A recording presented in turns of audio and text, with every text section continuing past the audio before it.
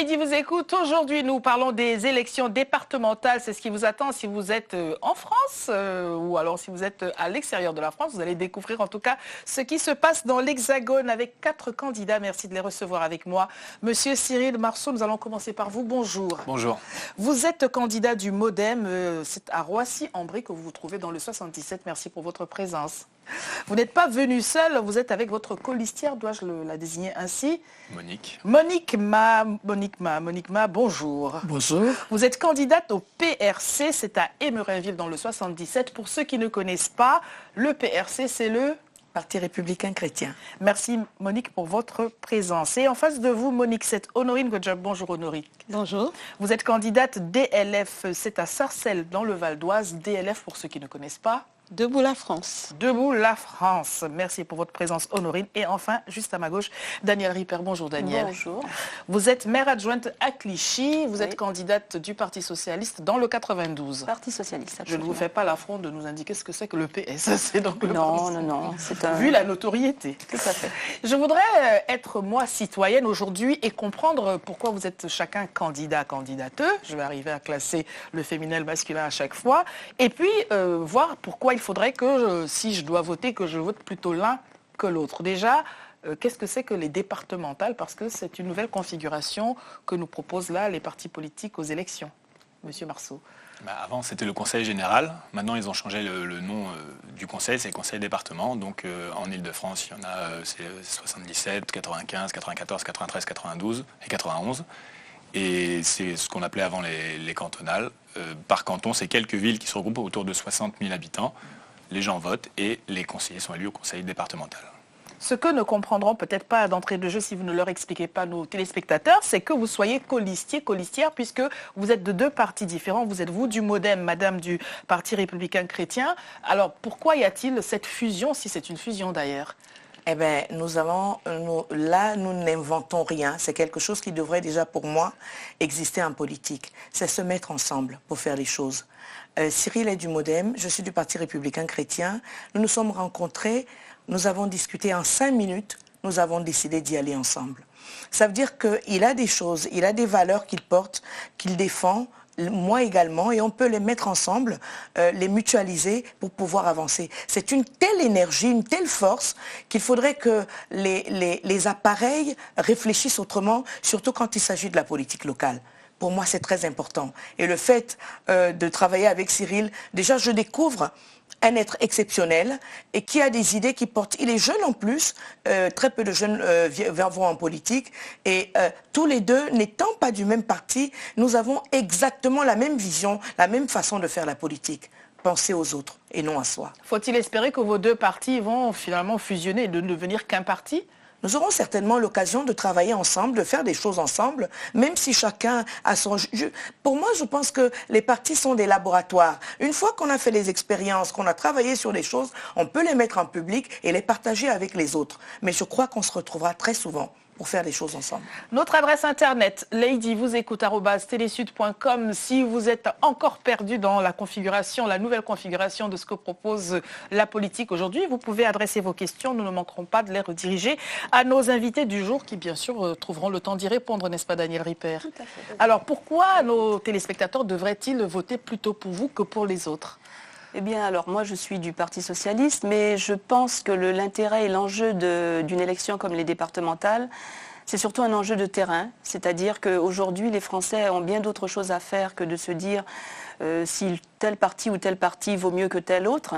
C'est l'intérêt directement dans la proximité, dans le quotidien des Français, des citoyens, sur les communes, sur les villes, les départements, les régionales. Et je pense qu'aujourd'hui, certains politiques se perdent dans des considérations assez personnelles et nombrilistes qui font qu'on assiste à un désintérêt complet des citoyens de la politique, qui nous traitent de tous pourris, tous pareils, qui n'arrivent plus du tout à s'y retrouver et qui du coup génèrent un abstentionnisme qui fait que les différents enjeux sont mis en difficulté dès lors que les gens ne vont pas poser leurs exigences dans une urne. Donc l'intérêt aujourd'hui, je pense, c'est d'être vraiment sur le terrain et de s'intéresser directement aux citoyens dans ce qu'il a de tout à fait différent, dans les richesses que nous apportent les uns et les autres. Effectivement, je vous rejoins quand vous disiez tout à l'heure que aujourd'hui, dans des discussions, des disputes d'appareils, on se retrouve à faire la première de certains magazines ou de certaines télés, et ça donne une image de la politique qui ne peut pas donner envie à la jeunesse d'y arriver. De s'engager. Après, c'est l'aspect parité. Moi, en tant que femme, je trouve qu'il est très très important. On vient de passer la journée de la femme qui, selon moi, devrait durer 366 jours sur 365. Ah, selon vous aussi, donc. Oui, je pense que nous sommes... monsieur que nous sommes tous d'accord. Et c'est vrai que voilà, être femme en politique, être black en politique, c'est pas tout à fait facile. Et ce petit quotient, ce petit pourcentage de la diversité qu'on utilise à bon escient quand ça arrange ou quand ça n'arrange pas, il faut qu'on arrive à gommer tout ça et faire en sorte qu'on nous prenne, nous, tels que nous sommes, avec ce que nous pouvons apporter de mieux, toute notre énergie, de notre féminisme et puis de notre intellect, directement au service du citoyen. Moi, c'est pour ça que j'y vais. Honorine Godjob, c'est à vous qui choix donc l'honneur de préciser à nos téléspectateurs ce que c'est que DLF. Pourquoi devraient-ils voter pour vous plutôt que pour les autres? DLF, c'est Debout la France. Et je pense qu'il y a quelque chose de très important qu'on doit mentionner. Les départementales, pour la première fois, c'est une élection biparitaire qui va nous permettre d'élire, au lieu de 39 pour nous dans le Val d'Oise, au lieu de 39 cantons, 21 cantons, et au lieu de 39 conseillers, 42 conseillers. Qu'est-ce que cela change pour le citoyen? Ça change, j'y viens. Oui. Ce qui change, on va avoir pour la première fois les femmes sur le terrain, les femmes qui vont, bien entendu, se battre pour développer certaines compétences qui sont les compétences du département. Ces compétences-là, ce sera l'aide sociale, les routes, la sécurité, l'aménagement du territoire, pour qu'on puisse voter pour DLF. Je suis maire adjointe déjà dans ma ville et je suis sur le terrain tous les jours, de par ma profession d'infirmière libérale.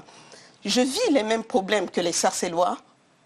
Je vis la même douleur que les Sarcellois, et pendant longtemps, à chaque fois que je vais vers les Sarcellois, ils me parlent de leurs problèmes, et je pense qu'il est temps de donner une alternative à la politique actuelle, comme disait madame, travailler sur le terrain pour pouvoir transformer, faire la politique autrement, parce qu'actuellement, je pense que c'est, quand on le voit, hein, les élus locaux qui sont assis sur leur laurier parce qu'ils pensent que tout ce qu'ils ont pu faire avant, ça va, mais il faut savoir qu'au jour d'aujourd'hui, vraiment, travailler sur le terrain est très important, et je pense qu'en éliant DLF est une alternance.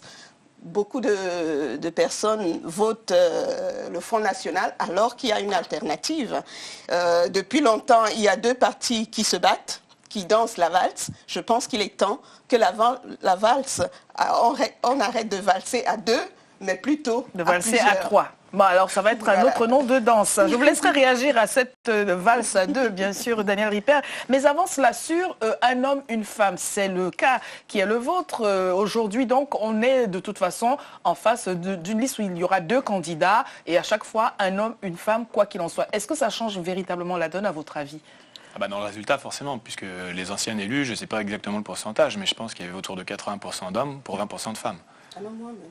Voilà, même certainement moins. Et puis au niveau des présidents, on va dire 95%. Forcément, moi j'ai travaillé avec une association, l'association des femmes de l'Europe méridionale. J'y étais. Donc déjà les femmes du Sud sont musclées, elles sont là, elles sont vraiment sur le terrain, elles sont vivantes.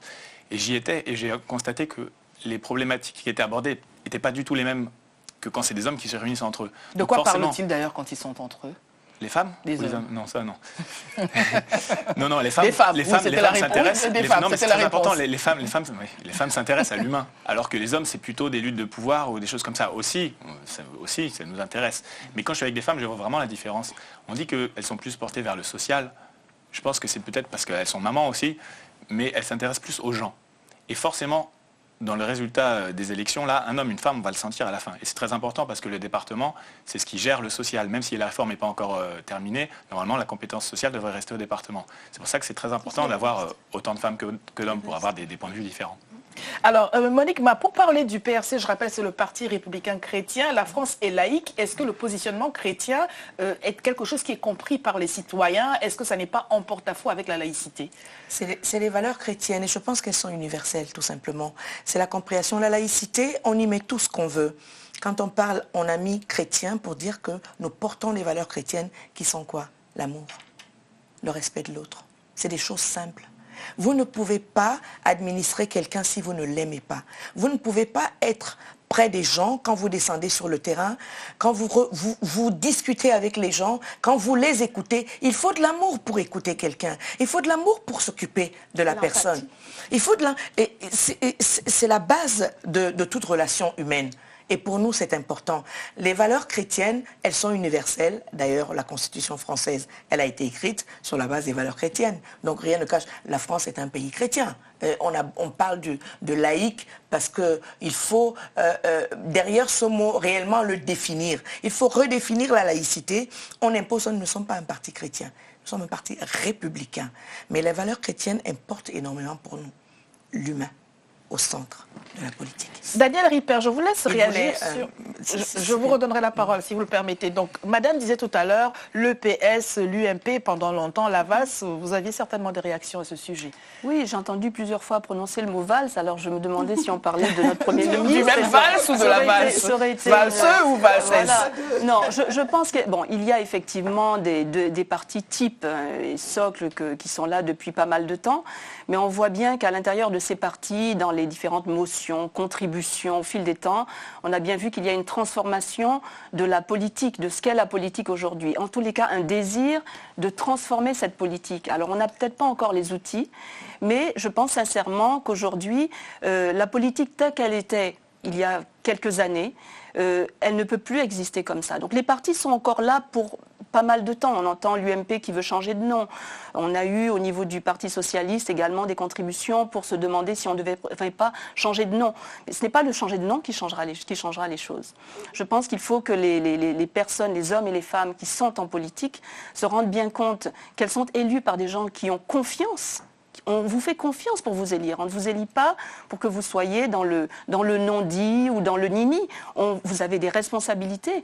Moi, j'ai toujours pensé qu'entrer en politique, c'est dire tout haut ce que beaucoup d'autres hommes et femmes ne peuvent plus dire, n'ont simplement plus la force de dire, plus la force de crier dans un pays de crise. Donc nous devons... Alors le fait d'être dans un parti, oui, je suis socialiste, je suis une femme de gauche, mais j'ai plaisir à travailler avec les uns et les autres. D'ailleurs sur le département du 92, où la majorité départementale est de droite. Nous avons, dans la ville de Clichy, avec mon colistier Gilles Catoire, qui est maire de Clichy et conseiller général sortant, nous avons travaillé, nous avons présenté un programme avec un bilan très positif, qui ne l'aurait pu être s'il n'y avait eu ce travailler ensemble entre Gilles Catoire, qui est socialiste, et Devedjian, qui est de droite. Donc il faut bien se rendre compte que le principal objectif quand on est en politique, c'est l'autre. C'est l'autre, c'est juste ça. Et l'on se retrouve, effectivement, moi j'ai plaisir à partager ce plateau, parce qu'aujourd'hui, je me dis qu'on va vraiment toucher ce qu'il y a de plaisant et de ludique en politique, et ça va peut-être, et je l'espère, redonner envie aux jeunes de s'y inscrire, aux femmes de s'y engager, au-delà de binômes, de tandems. Je pense qu'on a un vrai travailler ensemble et on ne pourra faire vivre cette France multicolore que si on adopte ce procédé, ce principe, cet état d'esprit. Honorine Godjob, est-ce que vous pensez que la lisibilité n'est pas brouillée parce que le clivage gauche-droite avait, entre guillemets, l'avantage pour les citoyens de savoir la gauche et la droite. Maintenant qu'il y a des colistiers, des fusions et que les citoyens disent mais de toute façon c'est tous les mêmes, n'est-on pas en train de converger vers ce constat puisqu'on voit que les uns et les autres travaillent ensemble, on entend ce qui se dit sur ce plateau. Est-ce que les citoyens dedans ne sont pas perdus tout simplement? Les citoyens ne peuvent pas être perdus dans la mesure où ça rejoint le vivre ensemble. Le vivre ensemble, faire la politique autrement. Donc si les partis se rejoignent, c'est tout simplement pour essayer de dégager quelque chose de positif.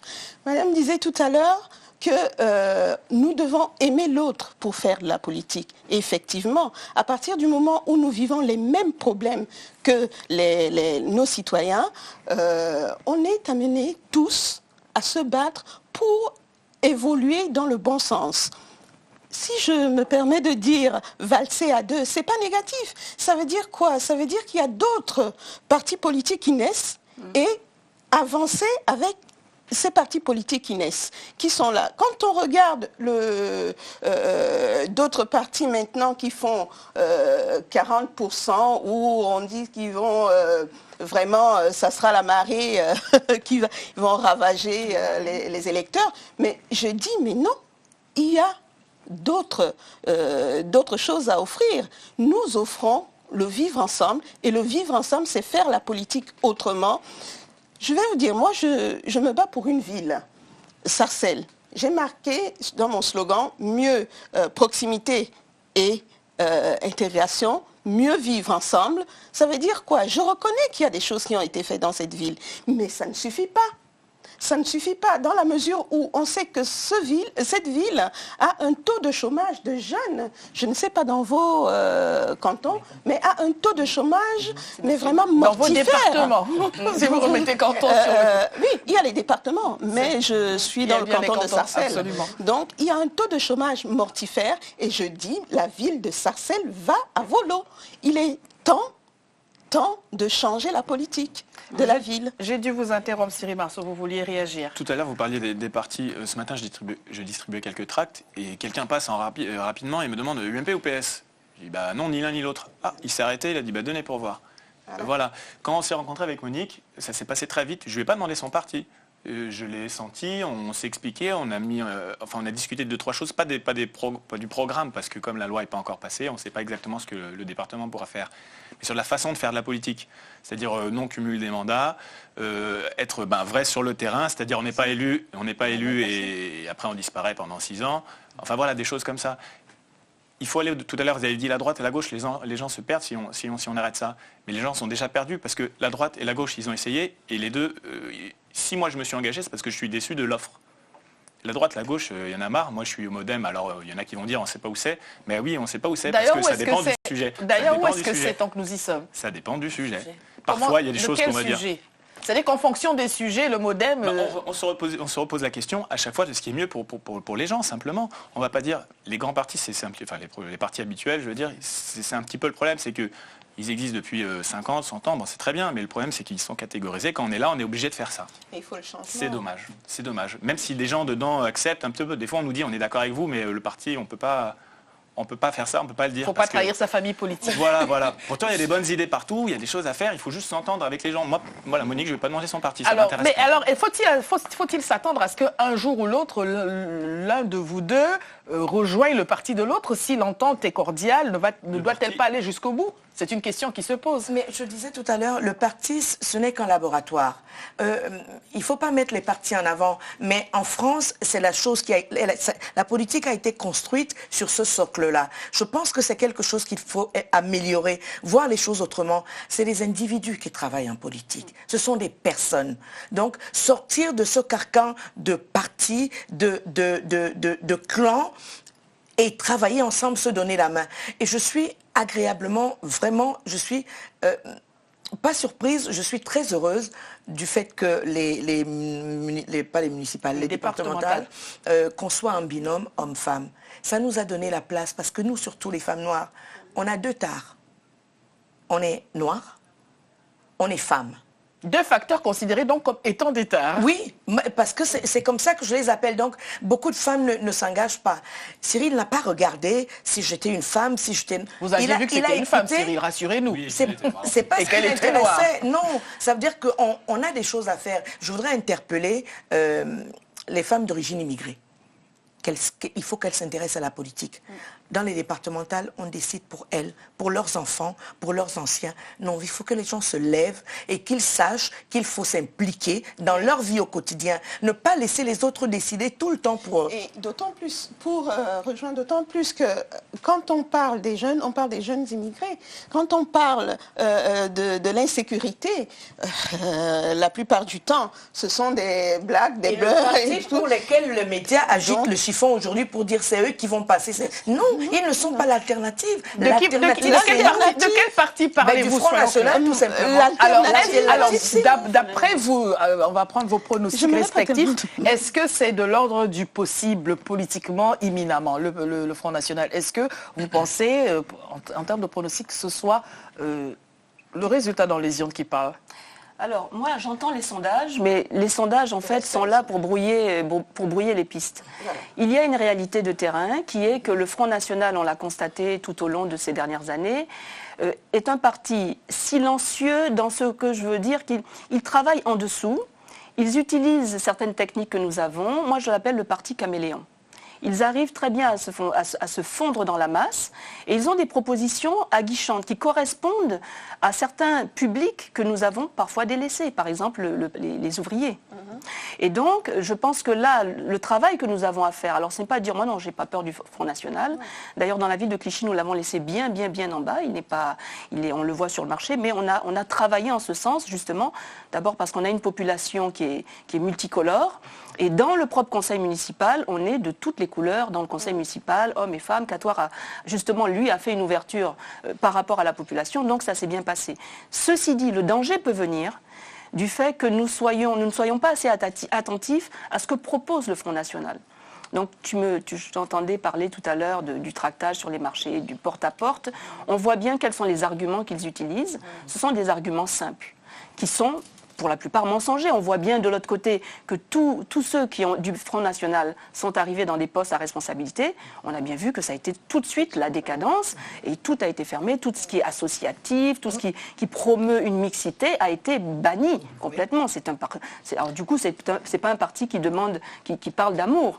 Mais cela dit, hein, et pour ne pas rester sur le Front National, ce sera le dernier point sur eux d'ailleurs, ne propose-t-il pas cependant quelque chose qui fait écho à l'attente de certains citoyens par ailleurs? Parce que si il y a cette dynamique-là, quelque part, ça répond à quelque chose. Rapidement, je suis sur le marché. Moi, je suis au Modem. On me dit, des gens qui ont l'habitude de voter socialiste ou UMP, ou même des gens qui sont face à nous, me disent si le Front National gagne, ce sera à cause de vous. Mais non, c'est à cause de vous, puisque c'est vous qui gérez les affaires depuis si longtemps. Je pense que les gens sont déçus de la politique et on n'offre pas autre chose. Et ils sont en attente d'autre chose. Donc, quand nous, sur le terrain, on essaye de présenter notre programme, moi, je le dis tout de suite, je ne critique pas le PS qui est sur place, mais je dis le PS doit améliorer certaines choses et travailler avec nous. Quand on parle, je reviens sur les compétences, vous allez m'excuser, sur les compétences du département, parce que c'est ça qui est important et que les téléspectateurs puissent comprendre vraiment la réalité des faits et savoir, en allant voter, savoir pour qui voter. Parce qu'ils savent même pas quelles sont les compétences. Les compétences des départementales, c'est quoi? Je venais de le dire, les routes, la sécurité, le chômage des jeunes. Je vais vous dire, pendant la semaine de la musique, vous savez ce qu'on propose à Sarcelles? On apprend à danser le hip-hop. C'est vrai que pour le sport, les jeunes sont très compétents, mais pourquoi ne pas? Je pense que ça doit se passer dans une ville, je ne sais plus dans quelle ville, on lance des projets, les appels à projets, et que les groupes de jeunes qui présentent un projet innovant, qu'on puisse les accompagner. Pourquoi pas le hip-hop, juste pour que tout le monde comprenne bien? La danse hip-hop, je dis, on propose la danse aux jeunes. Les jeunes savent danser, mais je demande qu'on lance des appels à projets, des projets innovants, pour permettre aux jeunes de pouvoir inventer. Mais alors, appel à projet quand même, en langage de citoyen, c'est embrouille-moi la tête et passe ton temps à remplir des documents dont tu ne comprends ni le début ni la fin. Voilà ce que c'est qu'on appelle à projet. Même les associations ne s'y retrouvent pas. Mais alors les jeunes... Ou les jeunes, voilà, vous le faites. Mais il faut savoir simplement... Il faut savoir simplement expliquer On n'explique pas assez. Nous communiquons. Pourtant, nous sommes à l'ère de la communication, mais on communique peut-être mal. Et les politiques communiquent de plus en plus mal, surtout envers des populations qui ne comprennent pas trop bien ce qui se passe dans leur vie. Il faut aller sur le terrain expliquer le B à bas aux personnes. Aujourd'hui, on n'a pas défini les compétences des départements. Donc, les gens ne savent même pas pourquoi ils vont voter. Elles sont définies pas clairement parce qu'on attend. La loi n'est pas encore très claire avant juillet. Ce qui va se passer, c'est que les deux grands partis, on le dit, c'est pas encore très clair. C'est pas réellement défini. On ne sait pas si le social va rester là, si oui, c'est ce qu'ils disent. Maintenant, ils attendent les résultats. Moi, c'est ce qui m'écoeure. Alors, en clair, pardonnez-moi de vous interrompre. En clair, on appelle les gens à aller aux urnes, mais en réalité, les compétences ne sont pas réellement définies. On attend les résultats. Une fois que les résultats sont là, il y a des tendances. Les tendances, on les a. Allez-y, je vous prie, Daniel Ripert. Alors, en matière de compétences, je ne suis pas tout à fait d'accord avec vous, parce que les compétences sont déjà posées au niveau du département. Ce qui peut poser un souci, c'est toute la partie du découpage territorial de la grande métropole et du Grand Paris qui arrive. Et ça, ce sont des enjeux majeurs. Moi, je vois au niveau de Clichy, par exemple, nous sommes à l'entrée de la ville, donc le Grand Paris, avec tout ce qui va se passer autour, va impacter directement les départements. Donc se poseront les questions de la gouvernance. Qui décide quoi? Par exemple, moi, en tant qu'adjoint au sport, sur les différents équipements, on ne va plus être à avoir chacun son équipement chez soi, il va falloir décider avec l'autre. C'est positif, certainement. C'est positif. Mais s'il vous plaît. C'est pour ça, c'est la raison pour laquelle, j'en terminerai là, c'est la raison pour laquelle il est important de savoir et d'indiquer que le principe de ces départementales sont dans la continuité. Il faut que nous accompagnions nos projets jusqu'à la prochaine échéance. Voilà. Je suis désolée de vous interrompre, mais l'émission est terminée. Je voudrais inviter donc nos téléspectateurs à prendre leur responsabilité de citoyens. J'ai retenu que peuvent voter seulement les franco-français. On est bien d'accord autour de la table. Ça n'est pas le vote ouvert, pas encore ouvert aux populations d'origine étrangère. Merci beaucoup à tous les quatre. Ni aux Européens, bien sûr. Étrangers, voulant dire européens. Merci à tous les quatre pour votre participation et très bonne continuation aux urnes citoyens. Au revoir. Merci, Lady. Merci, Lady.